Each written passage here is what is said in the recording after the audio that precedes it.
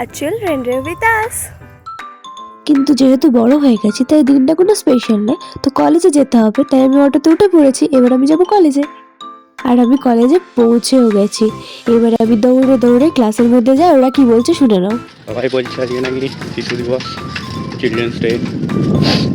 Calendar বলে দেখি, ক্যালেন্ডারও তাই বলছে, কিন্তু আমার তো কোনো দিক দিয়ে মনে হচ্ছে না। না কেউ এতে লজেন্স দিয়েছে, না কেউ আমাদের দেখেছে। আমরা শিশু নেই, সাইকেল চালাচ্ছি আর কলেজ যাচ্ছি।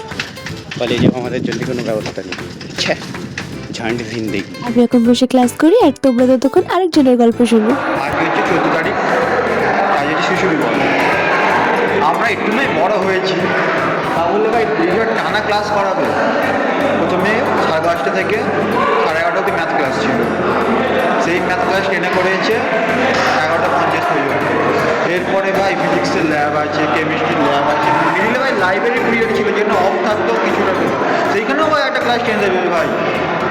ভাই আমরা একটুই বড় হয়েছি বুঝছি, তাহলে এইভাবে শিশু দিবস এই উপহার আমাদের আজ আমরা কলেজ থেকে দিল, টানা ক্লাস, খাওয়ার টাইম।